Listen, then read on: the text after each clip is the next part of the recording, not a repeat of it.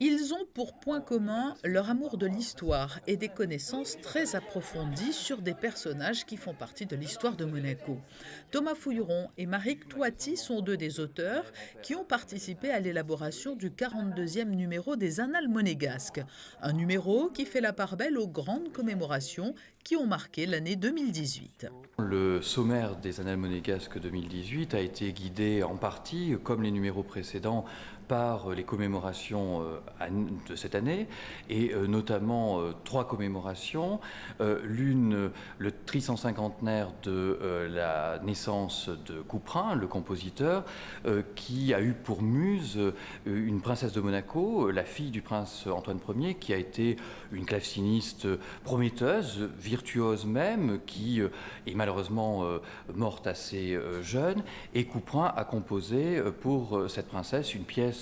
de clavecin qui s'intitule La princesse de Chabeuil, qui était son titre de courtoisie, donc Chabeuil dans le valentinois, ou la muse de Monaco.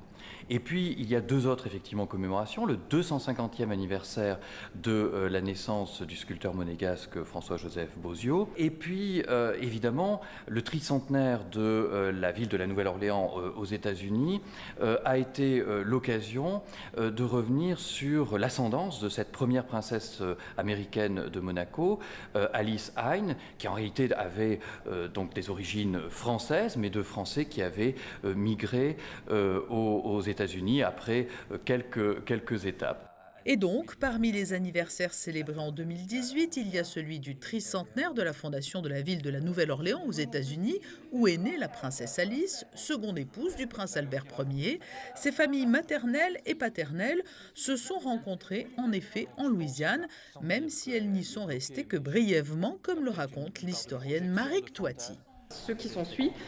est donc le mariage de Michel Heine avec Marie-Amélie Milton-Berger et leur installation qui était normalement censée durer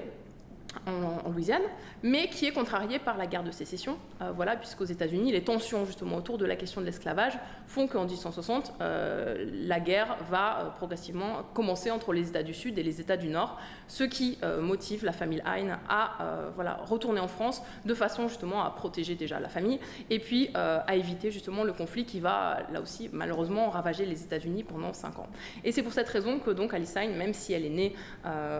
à la Nouvelle-Orléans, va grandir essentiellement à Paris, sous le Paris du Second Empire, puis ensuite de la Belle Époque. Et en effet, c'est dans ce contexte de Belle Époque qu'elle-même voilà, connaîtra